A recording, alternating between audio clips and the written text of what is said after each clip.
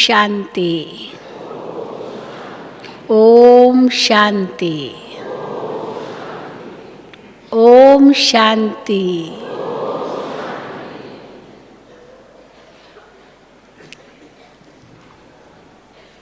इस संगम युग पर हम ब्राह्मण बच्चों को डबल इंजन मिलती है, शिव बाबा और ब्रह्मा बाबा। ये डबल इंजन है हम ब्राह्मणों के लिए। पारलौकिक पिता और अलौकिक पिता, दोनों का हम प्यार, दोनों की पालना हम अनुभव करते हैं, जिसको ही कहते हैं बाप दादा द्वारा साकार और अव्यक्त पालना। वैसे देखा जाए, हर एक मनुष्य तो पलता ही रहता है। पालना स्थूल रूप में तो हर एक की होती रहती है। रोटी, कपड़ा, मकान, ये हर एक का अधिकार है, इसलिए वो तो मिलता रहता है। लेकिन पालना केवल रोटी, कपड़ा, मकान ही नहीं है।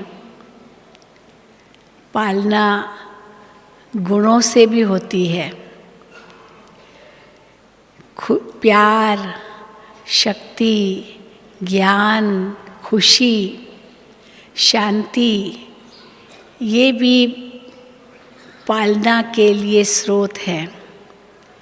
तो आत्मा की पालना गुणों से होती है और शरीर की पालना रोटी, कपड़ा, मकान से होती है। जितना ही रोटी, कपड़ा, मकान शरीर के लिए आवश्यक है, उतना ही आत्मा के लिए ज्ञान, गुण, शक्तियों की आवश्यकता है।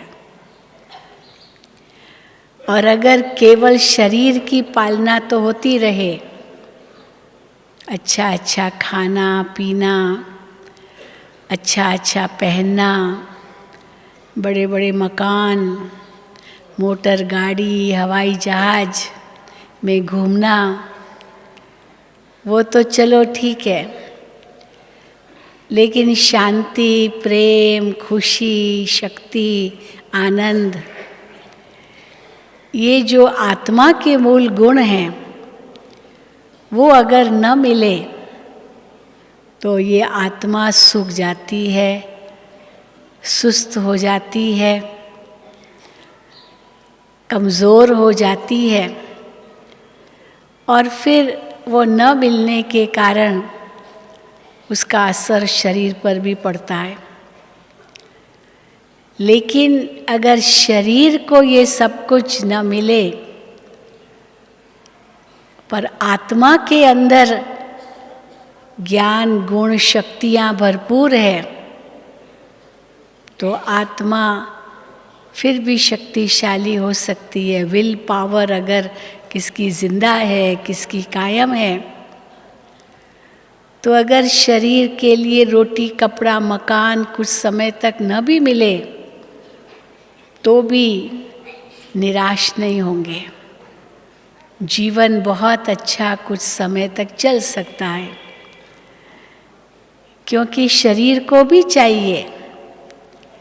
किसी ने बहुत ठीक कहा है कि अगर शरीर को 3 हफ्ते तक भोजन न दिया जाए तो भी शरीर चल सकता है, क्योंकि शरीर के अंदर जो शक्ति है, फैट है या जो भी है, वो उसको चला सकता है। कमज़ोर हो जाएगा, दुबला पतला हो जाएगा शरीर, लेकिन फिर भी चल सकता है 3 हफ्ते तक। और पानी के लिए कहते हैं 3 दिन तक भी चल सकता है। पानी न मिले तो 3 दिन तक भी चल सकता है, फिर भी चल सकता है 3 दिन तक। उसके बाद डिहाइड्रेशन बहुत होगा, फिर मुश्किल होता है। और हवा के लिए कहते हैं अगर 3 मिनट से ज़्यादा हवा न मिली तो मनुष्य मर जाएगा, क्योंकि ऑक्सीजन चाहिए, ब्रेन को चाहिए, हार्ट को चाहिए, सारे ब्लड को चाहिए ऑक्सीजन। वो अगर 3 मिनट हवा नहीं मिली, ऑक्सीजन नहीं मिला तो मनुष्य मर सकता है, 3 मिनट से ज़्यादा नहीं। तो ऑक्सीजन के लिए 3 मिनट, पानी के लिए 3 दिन, भोजन के लिए 3 हफ्ता। लेकिन शांति, प्रेम, खुशी, उसके लिए कितने दिन तक चल सकता है इंसान? कितने दिन तक? शांति न हो, अशांत हो, दुखी हो, परेशान हो, चिंतित हो, उदास हो, मायूस हो, हाँ, तो क्या क्या कहेंगे? 3 महीने तक चल सकेगा? इंसान 1 सेकंड भी नहीं चल सकता है। इसीलिए हम देखते हैं कैसे आजकल सुसाइड रेट, आत्महत्याएं कितनी बढ़ती जा रही है, कितनी बढ़ती जा रही है। युवा एकदम, उनके घर में कोई कमी नहीं, होशियार युवक, सब कुछ उनको उपलब्ध है, लेकिन वो जीना नहीं चाहते, बस मरना है, मरना है। अभी नई नई शादी हुई, हनीमून किया, बहुत कुछ घूमे फिरे, अचानक 1-2 में अनबन हो गई, बस तलाक दे दिया और जाके मर गए, सुसाइड हो गए। तो क्या ये संसार में हालत हो गई है जिसको ही घोर कलयुग कहते हैं। लेकिन सच्ची पालना तो तब मानी जाए जब भोजन के साथ साथ आत्मा का भोजन भी मिलता रहे। अगर वो भोजन नहीं है तो आत्मा शक्तिहीन होकर वो इस संसार में रहना नहीं चाहेगी, सब कुछ बाहर का होते हुए भी, क्योंकि ये गुण ही आत्मा की खुराक है। तो बाबा हम बच्चों को दोनों देते हैं। जब शुरू में यज्ञ की स्थापना हुई, उस समय जो भी बहनें आई बहुत बड़े बड़े घरों की थी, बहुत धनवान घरों की थी, कोई घर में कमी नहीं थी, लेकिन उनको ऐसे दिव्य साक्षात्कार हुए जिसके आधार पर वो खींच के आ गई बाबा के पास और यज्ञ की स्थापना हुई, विनाश का साक्षात्कार किया। यहाँ तक कि बाबा कहते थे, शिव बाबा कहते थे ब्रह्मा द्वारा कि अगली दिवाली नहीं आएगी, बस अगली दिवाली नहीं आएगी। तो इसी के कारण अनेकों ने कैसे बाबा को अपनाया, अपना सब कुछ लौकिक छोड़ दिया। इतने बड़े घरों की थी, परंतु उन्होंने ये नहीं सोचा कि पता नहीं वहाँ खाने को मिलेगा या नहीं मिलेगा, परंतु उन साक्षात्कारों से और बाबा का जो प्यार उनको मिला, इतनी उनको शक्ति मिली, उसके आधार से रोटी कपड़ा, खाना पीना, रोटी कपड़ा मकान, इसको तो जैसे 1 सेकंड में त्याग कर दिया। लेकिन बाबा ने इसका मतलब ये नहीं कि ये सब नहीं दिया, बाबा ने उनको सब कुछ दिया। और ये अलौकिक परिवार कैसे बना, यहाँ तक कि जो उनको घर में नहीं मिला वो बाबा ने उनको दिया। बाबा ने कोई भी कसर नहीं छोड़ी। तो उनको ये महसूस ही नहीं हुआ कि हमने कोई इतना बड़ा अपना घर का या जो भी हमारे पास था उसको त्याग किया है। बिल्कुल उनको महसूस ही नहीं हुआ। और बाबा ने कैसे नई दुनिया की स्थापना कितनी मजबूत रीति से कराई। जो 14 साल तक इन बहनों ने तपस्या की। अगर आज ये 14 साल तक तपस्या करने वाली हमारी दादियाँ नहीं होती, जो नींव बनी, आदि रतन बने, तो ये यज्ञ इतना विशाल रूप जो ले चुका है वो नहीं लेता। पर बाबा ने इतना बड़ा फाउंडेशन मजबूत किया इन दादियों के द्वारा और एक धक से त्याग किया।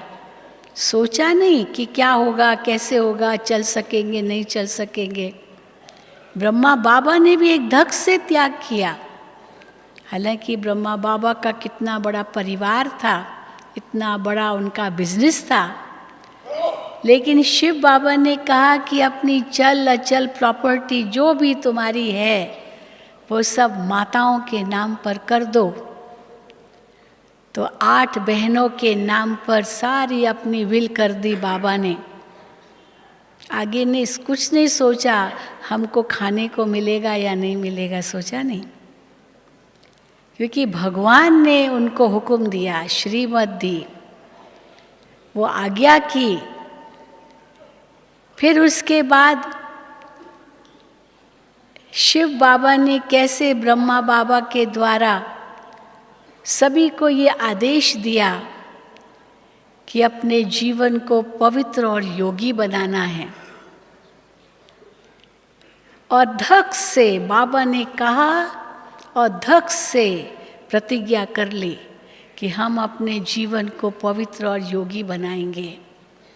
ये नहीं सोचा कि नहीं चल सके तो, नहीं कर सके तो, ये संस्था पता नहीं चलेगी नहीं चलेगी, नहीं चली तो हम कहाँ जाएंगे, ये नहीं सोचा। इतनी शक्ति थी उस समय जो एक धक से सब त्याग भी दिया, एक धक से प्रतिज्ञा भी कर ली, क्योंकि परमात्मा की शक्ति काम कर रही थी। और कैसे 14 साल तक तपस्या की। शिव बाबा ने उनको बहुत साक्षात्कार कराए अंदर ही अंदर।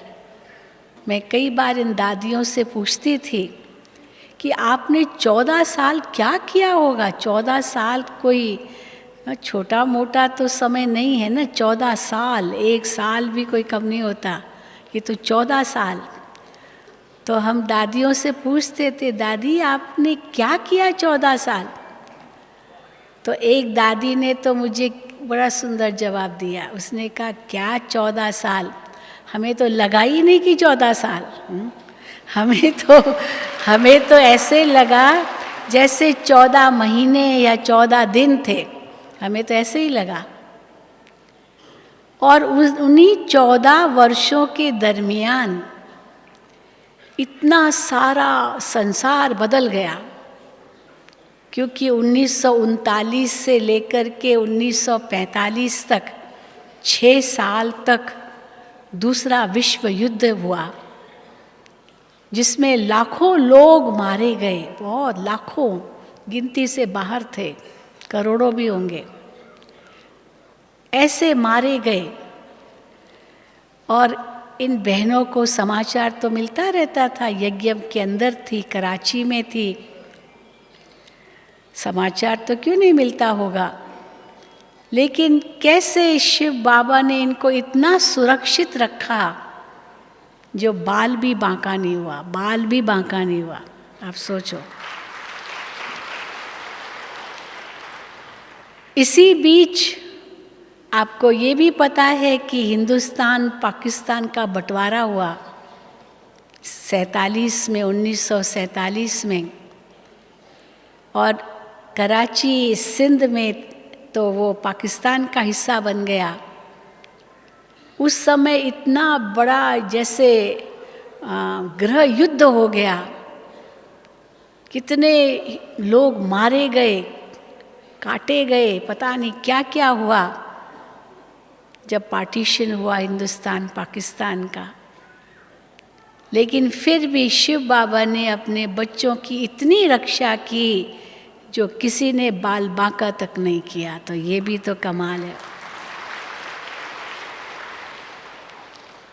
अभी भी कई पूछते कि उस समय इतना सारा हंगामा हुआ तो कैसे आपकी संस्था सुरक्षित रही। तो वैसे तो हम कह देंगे, शिव बाबा कहते हैं ना, जिसको राखे साइया मार सके ना कोई। तो भगवान हमारा साथी है, भगवान हमारा रक्षक है। तो भगवान के बच्चों को क्या हो सकता है? कुछ भी नहीं हो सकता है। तो देखिए कि किस प्रकार बाबा ने अपने बच्चों की रक्षा की और दोनों प्रकार की पालना की, स्थूल और सूक्ष्म, बहुत पालना की। जो दुनिया में क्या हो रहा है उनको भनक भी नहीं थी, हालांकि सुनते थे। तो बाबा से पूछते भी थे, बाबा इतना सारा विश्व युद्ध हुआ, इतने लाखों लोग मारे गए, क्या ये सब विनाश है? क्योंकि विनाश के साक्षात्कार बहुत किए थे शुरू में, तब तो भागे कि बस अगली दिवाली नहीं आएगी। तो बाबा उनको कहते थे, नहीं बच्चे, ये तो अभी रिहर्सल है, रिहर्सल, जो दूसरा विश्व युद्ध हुआ। क्योंकि विनाश तो तीसरे विश्व युद्ध में होगा ना, दूसरा विश्व युद्ध में नहीं। परंतु एक रिहर्सल दिखा दिया कि विनाश कैसा हो सकता है। फिर जब हिंदुस्तान पाकिस्तान का बंटवारा हुआ, गृह युद्ध हो गया भारत में, तो भी बाबा से पूछा गया, बाबा ये सब जो इतना कत्लेआम हो रहा है, क्या ये विनाश है? तो बाबा कहते थे, नहीं बच्चे, ये भी रिहर्सल है, रिहर्सल है, रिहर्सल है। और उन्हीं दिनों में, उन्हीं 14 सालों में बहुत ज़बरदस्त प्राकृतिक आपदाएं भी आई थी। फिर उसके बाद जैसे 26 जनवरी 1950 को भारत गणतंत्र बना, अपना संविधान लागू हुआ, तब शिव बाबा ने डायरेक्शन दिया कि अभी भारत में जाओ। तब तक बाबा ने अपने बच्चों को सुरक्षित रखा कराची में।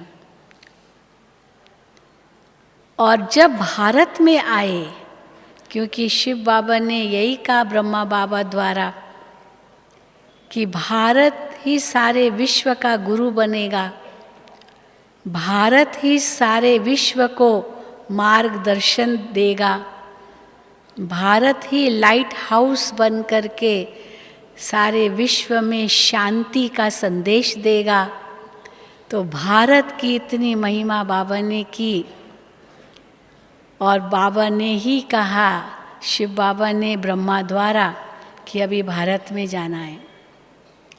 तब तक 3 साल तक वहीं सुरक्षित रखा। 47 में स्वतंत्रता मिली, लेकिन 50 तक वहीं रखा। और जब सब रास्ता साफ हो गया, तब बाबा ने कहा अभी भारत में जाना है। तो शिव बाबा पल पल पर डायरेक्शन देते रहे, देते रहे, देते रहे, और अपने बच्चों को सुरक्षित रखते रहे।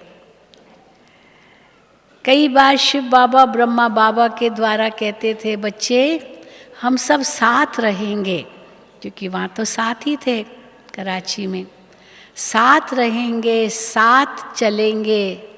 हाँ, साथ रहेंगे और साथ चलेंगे।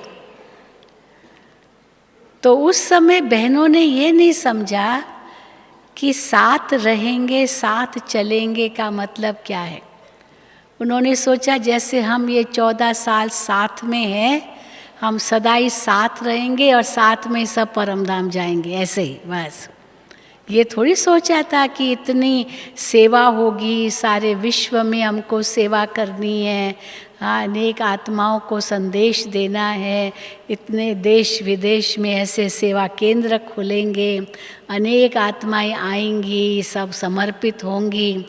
उनको ये लगा बस हम जो है ना 300 350 जो भी थे, हम ही रहेंगे और इसी से विश्व परिवर्तन हो जाएगा।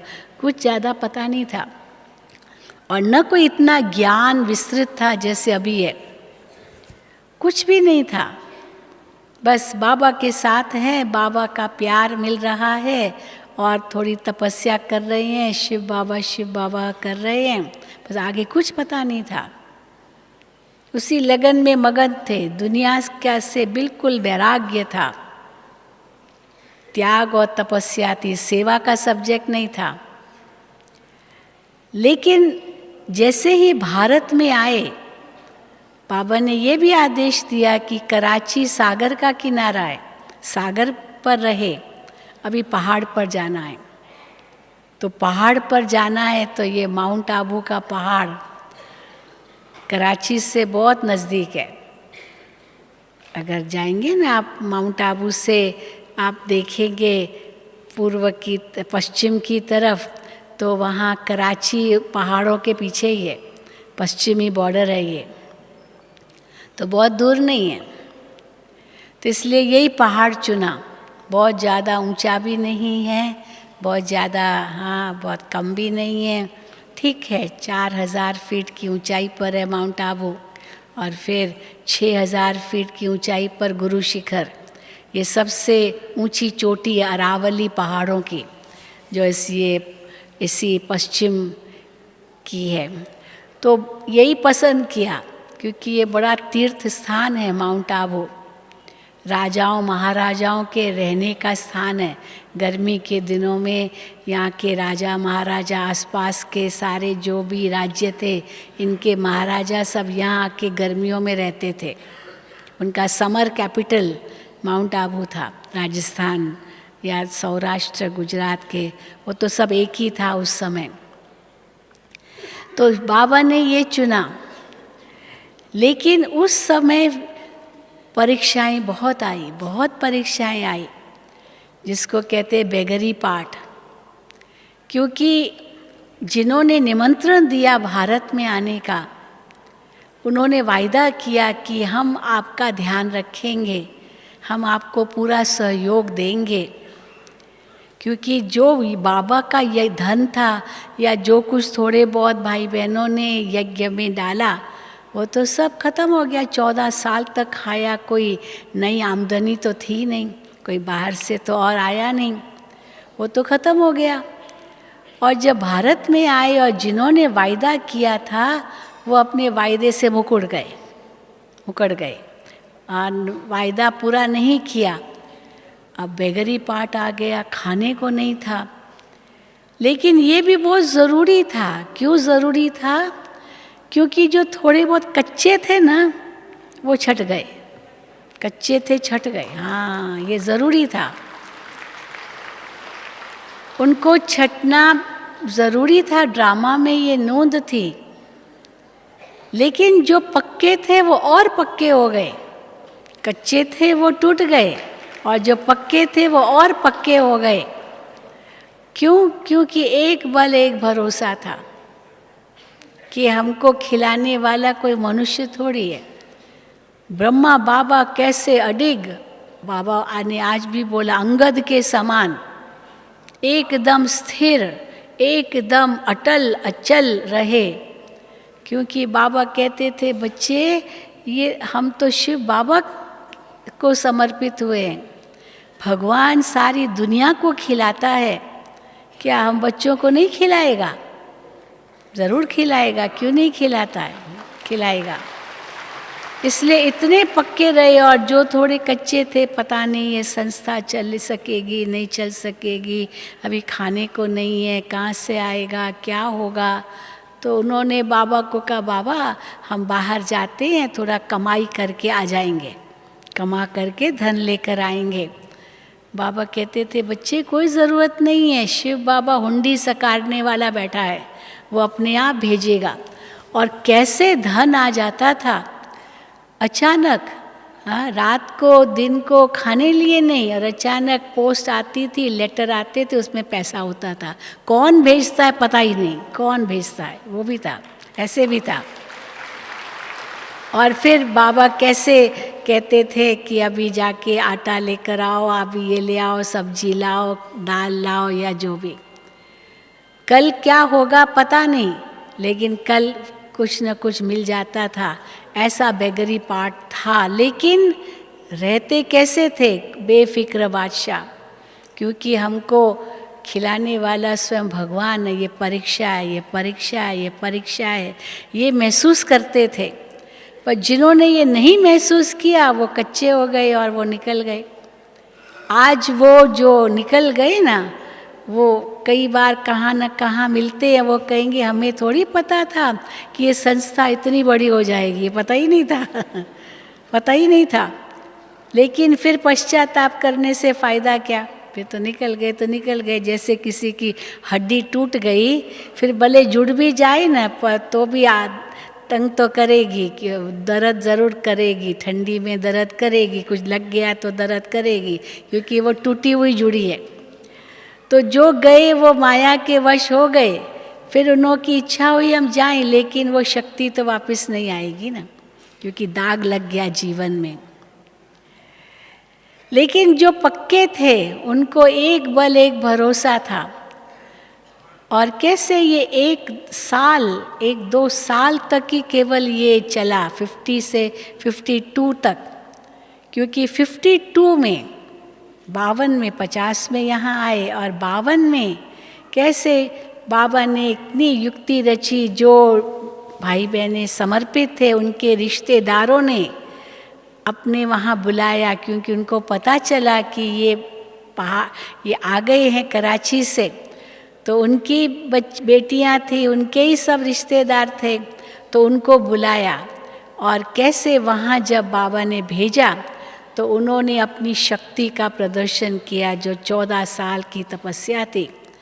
और उसी के फलस्वरूप कैसे इनका इतना स्वागत हुआ, कैसे इन्हों को देवी के रूप में माना, क्योंकि साक्षात्कार करने लगे लोग, और देवी के रूप में माना एकदम साष्टांग नमस्कार, सब कुछ समर्पण, इस प्रकार से होने लगा। जो बहनें सोचती थी ये हमारी शक्ति तो है नहीं, ये तो बाबा करवा रहा है। भले तपस्या उनकी थी, लेकिन वो शक्ति तो बाबा की थी, जो कैसे बाबा ने इस यज्ञ को फिर आगे बढ़ाया। और देखते ही देखते कैसे इतने सेवा केंद्र खुल गए। तो उन्हों की जो तपस्या थी, उस तपस्या का ये परिणाम था। और फिर बाबा कहते ज्ञान भी रिफाइंड होने लगा। कई बार बाबा मुरली में कहते हैं कि उस समय जो शुरू में था, वो इतना समझ में भी नहीं आता था, बस नशा था, नशा। उस नशे में ही चलते रहे, उस नशे में ही आगे बढ़ते रहे, और बाबा अपना कार्य कराते रहे। लेकिन धीरे धीरे ये ज्ञान रिफाइंड होता गया। अभी देखो कितना ज्ञान स्पष्ट हो गया है, कहाँ बाबा के बच्चे पहुँचे। फिर बाबा मुरली में कहते थे, माउंट आबू में जब थे तो बाबा मुरलियों में कहते थे कि बहुत बच्चे आएंगे, बच्चे बहुत आएंगे, इतने मकान बनाने पड़ेंगे, ये करना पड़ेगा, वो करना पड़ेगा। बाबा भविष्य की खूब बातें करते थे। पर कई लोग जो थोड़े बहुत कच्चे थे वो कहते थे बाबा बातें तो करते, लेकिन पता नहीं होगा कैसे होगा, क्या होगा, पता नहीं। और जब पता नहीं हुआ तो उनका पता कट गया। यही कहेंगे ना, पता नहीं। लेकिन धीरे धीरे कैसे बाबा ने अपना कार्य करवाया, कैसे सेंटर खुलते गए। शुरू में ज्ञान तो नया ही था, पवित्रता की बात थी, तो कितना विरोध भी हुआ। भारत में भी आए तभी भी कितना विरोध हुआ। कईयों ने कहा कि बाबा आपका ज्ञान तो बहुत अच्छा है, लेकिन ये जो पवित्रता की बात आप करते हो वो निकाल दो, वो मत रखो। बाकी सब धारणाएं आपकी बहुत अच्छी है, पर ये पवित्रता ये बड़ा मुश्किल है। अगर आप ये हटा देंगे तो आपके पास लाखों करोड़ों आ जाएंगे भक्त लोग। तो बाबा कहते थे बच्चे हमको ऐसे चाहिए ही नहीं। हमको कौन चाहिए? कौन से बच्चे चाहिए? हाँ, जो पवित्र योगी बने। शुरू में भी जब कराची में ये विरोध हुआ तो भी शिव बाबा ने ब्रह्मा बाबा को इतना अटल रखा, क्योंकि ब्रह्मा बाबा कहते थे, मुझे भी तो शिव बाबा ने कहा, मैं भी कहाँ जानता था, क्योंकि शिव बाबा को सत धर्म की स्थापना करानी थी। कोई भी धर्म की स्थापना करने के लिए पवित्रता जरूरी है। मठ पंथ तो ऐसे ही स्थापन हो जाते हैं, कोई बड़ी बात नहीं है, लेकिन धर्म की स्थापना करने के लिए पवित्रता जरूर चाहिए। जितने भी धर्म पिताएं आए हैं उन सब ने पवित्रता के बल पर ही अपने धर्म की स्थापना की है। लेकिन बाबा अंतर बताते हैं कि वो जो धर्म पिताएं हैं उन्होंने जो धर्म स्थापन किया अपना अपना, वो बड़ा सहज था। क्यों सहज था? दो बातें आज भी बाबा ने बताई। एक तो अभी जो बाबा नए झाड़ की सैपलिंग लगा रहे हैं, नया झाड़ बना रहे हैं, हाँ, नया कल्प वृक्ष शुरू हो रहा है ना, पुराने से नया। तो अभी माया का वार होता है और माया के वार में तो कई छट जाते हैं, पर और धर्मों की स्थापना में माया का वार नहीं है, क्योंकि वो आत्माएं तो पवित्र आत्माएं पहले से ही है जो परम धाम में है, और वो नीचे उतरती है, वो नीचे उतरती है और नीचे उतरती जाती उनके धर्म की वृद्धि होती जाती है। इसलिए वहाँ कोई संघर्ष की बात नहीं है, वहाँ माया के वार की बात नहीं है। लेकिन यहाँ सत धर्म की स्थापना, देवी देवता धर्म की स्थापना शिव बाबा आकर कर रहे हैं।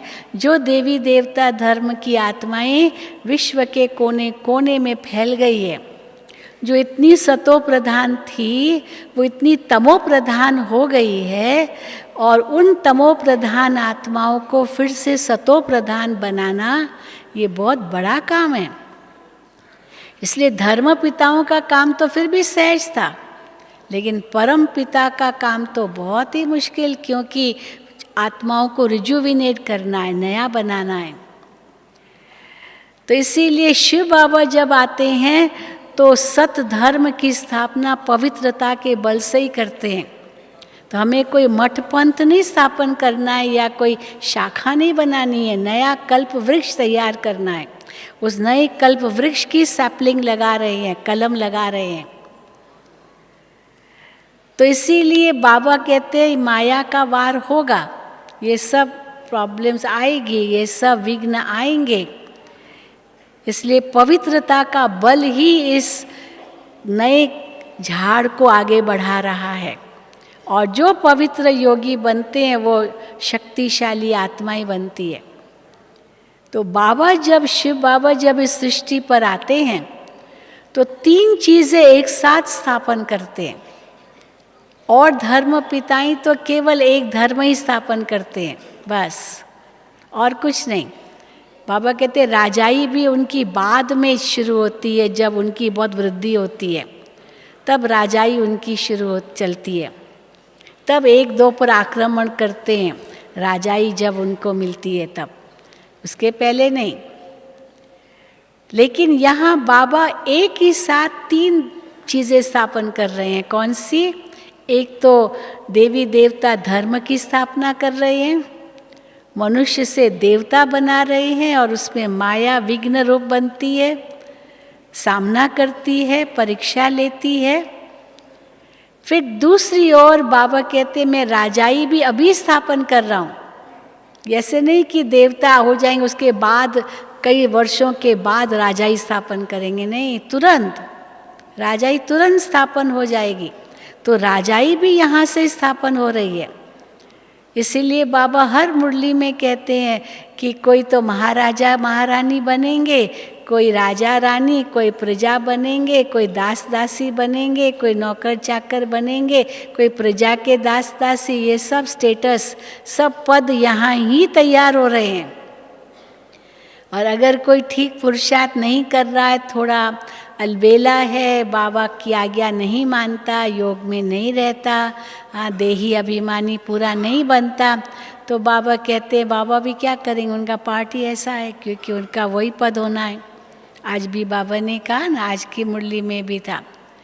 कई नहीं करते तो कई पूछते हैं कि बाबा ऐसा ही होगा मेरा हर कल्प कल्प, तो बाबा कहते बाबा भी क्या करेंगे, तुम्हारा पार्ट ही ऐसा है।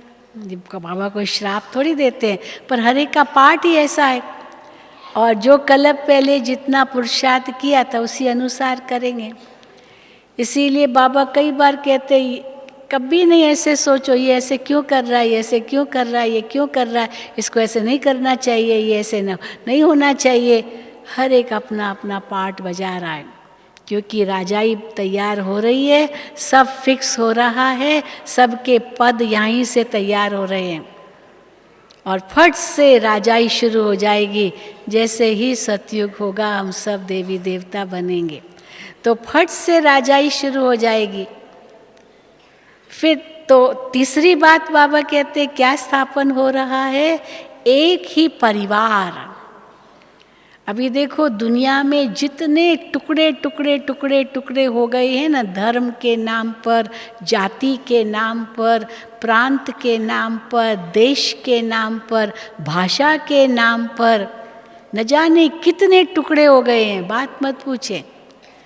और बाबा कहते वो जो देवी देवता धर्म की आत्माएं द्वापर युग के बाद कितनी सब सारी दुनिया में बिखर गई, अलग अलग धर्मों में चली गई, अलग अलग जातियों में चली गई, भाषा प्रांत देश सब बट गए, सारी दुनिया में चले गए। अब सारी दुनिया के अंदर जो देवी देवता धर्म की आत्माएं हैं सबको वापस लाना है। कितना बड़ा काम, कितना बड़ा काम। और उसके लिए भगवान ने तैयार किया अपनी सेना को।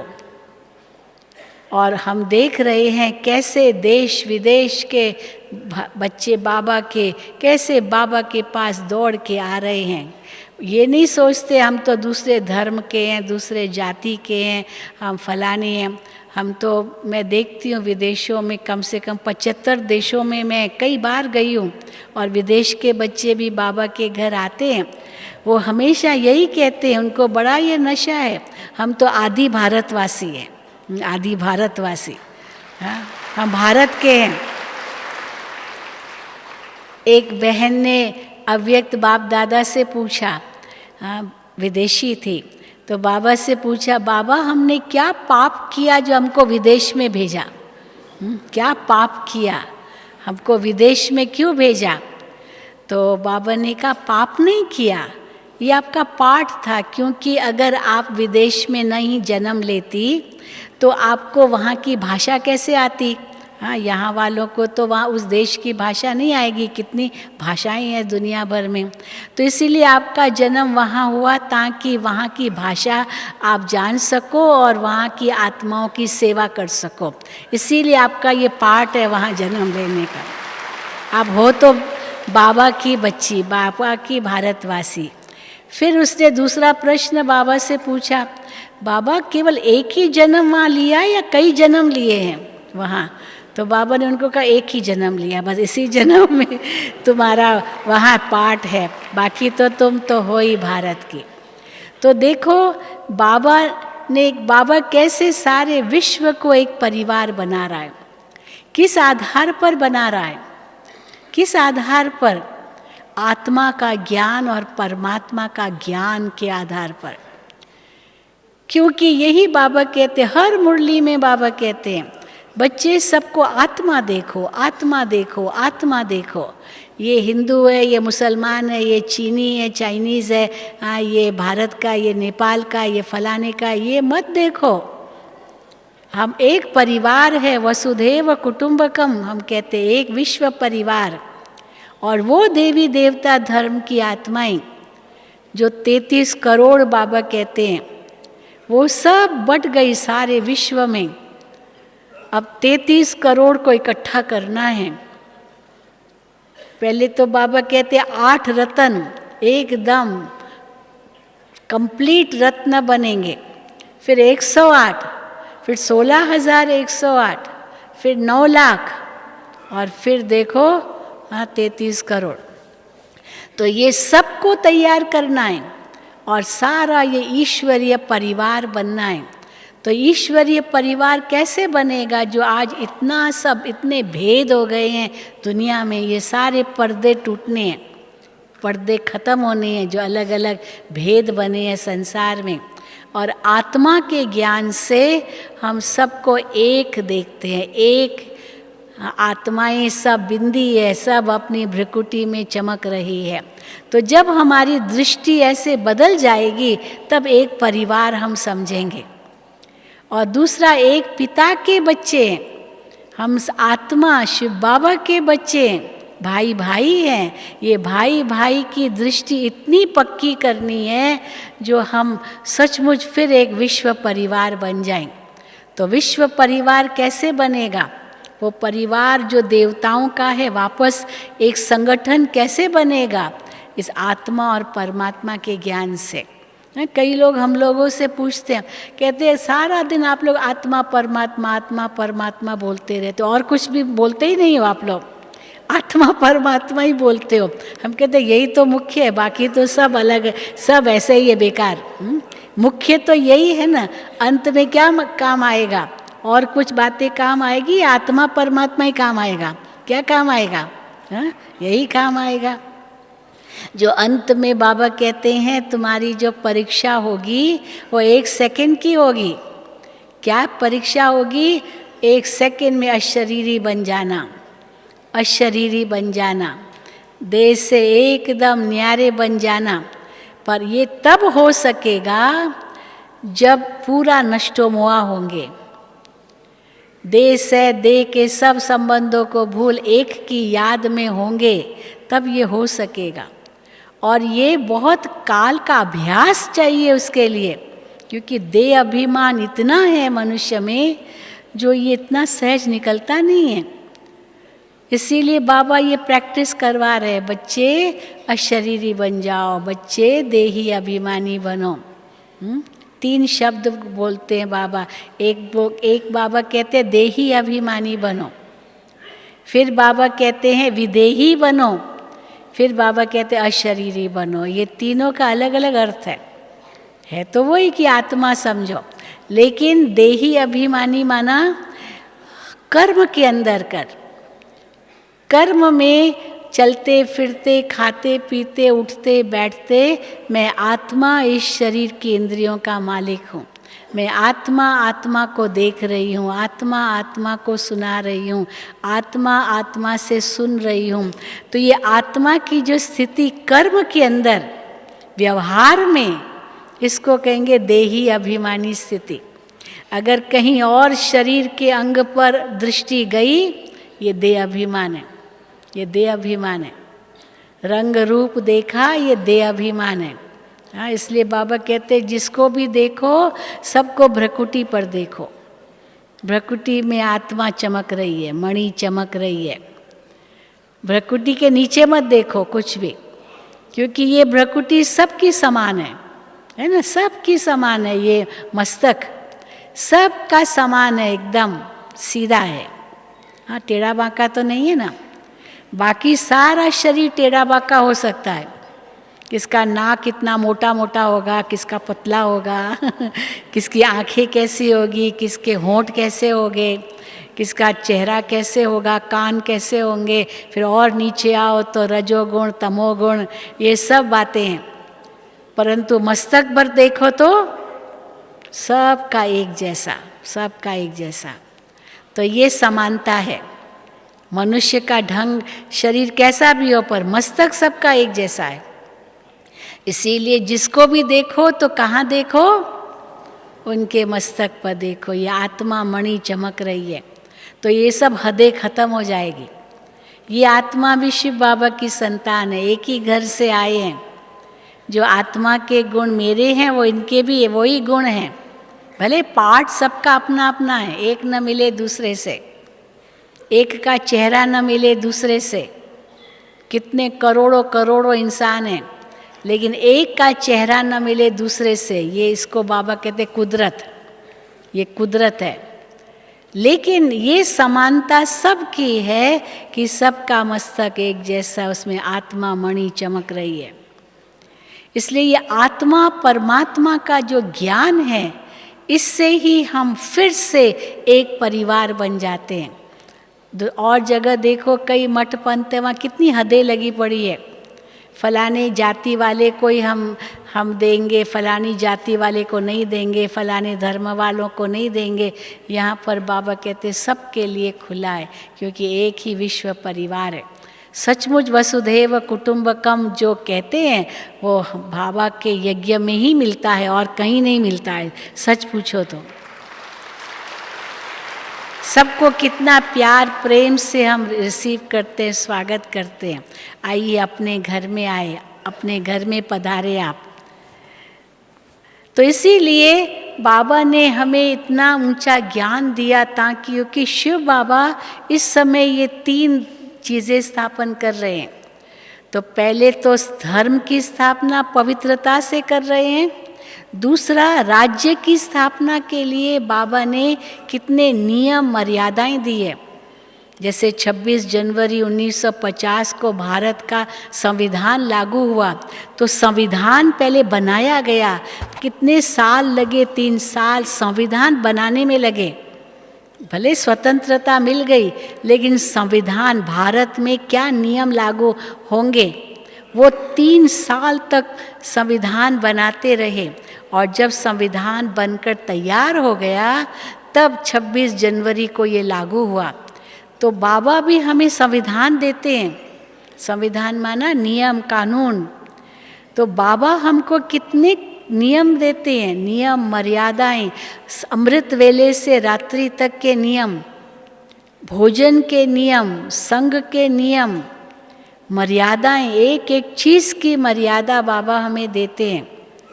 बाबा कहते हैं मर्यादाओं को उल्लंघन नहीं करना है। अगर मर्यादाओं में पूरा रहेंगे, पूरी श्रीमत पर चलेंगे, जो बाबा आज्ञा कर रहे हैं उस आज्ञा अनुसार चलेंगे, तो ऊंच पद पाएंगे। अगर पूरी आज्ञा पर नहीं चलेंगे तो फिर हल्का पद होगा। सब पद तैयार हो रहे हैं यहीं से, पद यहीं से तैयार हो रहे हैं, बाकी संबंध यहाँ से तैयार नहीं हो रहे हैं। संबंध पता है कैसे? तुम सतयुग में मेरी माँ बनना, मैं तुम्हारी बेटी बनूंगी। अब सतयुग में क्या बनेंगे अभी से थोड़ी तय करेंगे, माँ बनेगी, बेटी बनेगी, या तुम मेरा जीवन साथी बनना, पति बनना, मैं तुम्हारी पत्नी बनूं। वो सब नहीं होता यहाँ।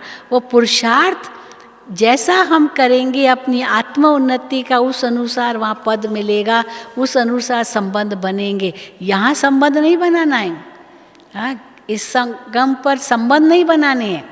यहाँ तो एक ही संबंध है हम सबका। कौन सा संबंध है हम सबका? आत्मा आत्मा, भाई भाई। शिव बाबा के बच्चे आत्मा आत्मा, भाई भाई। और ब्रह्मा बाबा के बच्चे आत्मा, ब्रह्मा बाबा के बच्चे ब्रह्मा कुमार, ब्रह्मा कुमारी। बाबा तो कई बार हंसी की बात सुनाई। मैं जब 1969 में बाबा के अव्यक्त होने के बाद हम लोगों की ट्रेनिंग हुई, कुमारियों की ट्रेनिंग थी, आज से 50 साल पहले। तो बाबा ने, अव्यक्त बाप दादा ने कहा कि अभी ये मधुबन में ट्रेनिंग रखो, कुमारियों की ट्रेनिंग रखो, माताओं की बट्ठी रखो, कुमारों की, युगलों की, ऐसे बट्ठी रखो मधुबन के अंदर, तो सब बच्चे बाबा के पक्के हो जाए।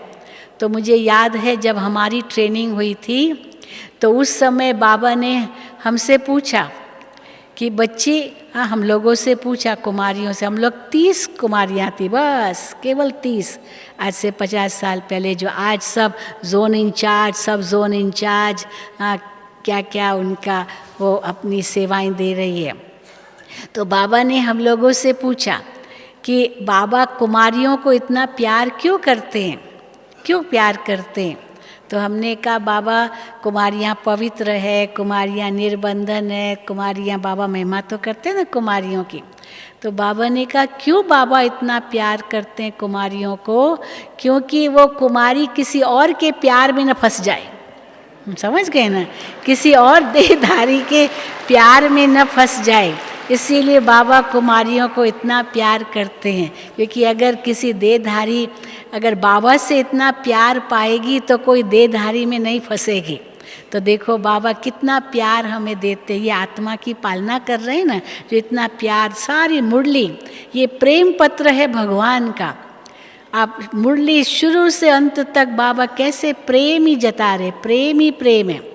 चाहे अव्यक्त मुरली देखो, एक पहला वाक्य अव्यक्त मुरली का, बाबा कौन से बच्चों को देख रहे हैं, तो पूरी हमारे स्वमानों की लिस्ट बाबा वर्णन करते, बाबा ऐसे बच्चों को देख रहे हैं।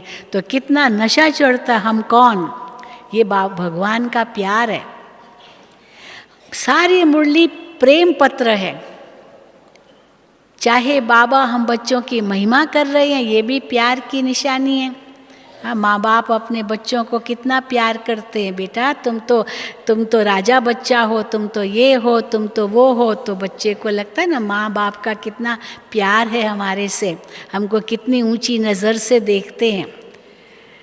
लेकिन फिर जब माँ बाप देखते हैं कि ये बच्चा ध्यान से पढ़ता नहीं है, मेहनत नहीं कर रहा है, प्यार में बिगड़ न जाए, तो फिर माँ बाप उनको कहते पढ़ो, हाँ आँख भी दिखाएंगे, पढ़ाई करो, ये करो। फिर बच्चा थोड़ा अलबेला होता है तो फिर माँ बाप क्या करते, उनको प्रलोभन देते हैं। देखो बेटा तुम फर्स्ट नंबर आओगे ना, तुमको साइकिल लेकर दूंगा, साइकिल लेकर दूंगी, तुम फर्स्ट नंबर आओगे ना तो तुमको ये लेकर देंगे, वो लेके देंगे। तो बच्चों को प्रलोभन मिलता है तो मेहनत करना शुरू कर देते हैं। तो बाबा भी हमको प्रलोभन देते हैं, ये भी प्यार है कि बच्चे तुम पुरुषार्थ करोगे ना तो तुम विश्व महाराजन बनोगे, हाँ तुम कितना ऊंचा पद पाओगे, तुम स्वर्ग के मालिक बनोगे। ये भगवान का प्यार है हम बच्चों के लिए। बाबा हमें प्रलोभन देते हैं, इसका मतलब ये नहीं कि ये कोई प्रलोभन केवल है, ये प्यार है। माँ बाप भी तो बच्चों को देते हैं ना, तभी तो बच्चे मेहनत करेंगे, थोड़ा उनको पता है ये कुछ ये मिलेगा तो करेंगे। तो बाबा भी कितना हम बच्चों को लक्ष्य देते हैं, क्योंकि लक्ष्य अनुसार ही लक्षण आएंगे। तो ये भगवान का प्यार है। फिर बाबा देखते हैं कि बाबा इतना प्रलोभन भी दे रहे हैं, तुम स्वर्ग के मालिक बनोगे, तुम ये बनोगे, वो बनोगे, फिर भी बच्चे अलबेले हैं। तो फिर बाबा हाँ धर्मराज की आंख दिखाते हैं, वो भी मुरलियाँ ऐसी है। बच्चे देखना, अगर तुमने पुरुषार्थ नहीं किया, योग नहीं लगाया, विकर्म नहीं विनाश किए, तो देखना धर्मराज तुमको बहुत सजाएं देगा। हाँ होता है ना, माँ कहेगी बेटा तुमने ये गलत काम किया या तुम मानते नहीं हो तो डैडी तुमको मारेगा। हाँ? मैं मारूंगी नहीं, डैडी मारेगा। या डैडी कहेगा मैं नहीं मारूंगा, मम्मी मारेगी। हाँ? तो बाबा ये नहीं कहता मैं धर्मराज बन के तुमको सज़ा दूंगा, धर्मराज तुमको सज़ा देगा। धर्मराज दूसरा है, भगवान तो प्यार का सागर है। हाँ धर्मराज सज़ा देगा, सज़ा धर्मराज देगा माना हम अपने ही पाप कर्मों की सज़ा भोगेंगे ना, भगवान कोई थोड़ी ऐसे उस समय सज़ा देगा, वो तो प्यार का सागर है। लेकिन ड्रामा अनुसार, कर्म अनुसार हमको अपने आप सज़ा मिलती है। हाँ जैसे बाबा कहते शंकर द्वारा विनाश, तो शंकर द्वारा विनाश अगर हो, वो एक आँख खोले, तीसरी आँख और सब नाश हो जाए, तो कितना दुख इंसान झेलेगा। तो सबका पाप शंकर पर आ जाएगा, सबका पाप शंकर पर आ जाएगा ना, इतना दुख दिया शंकर ने।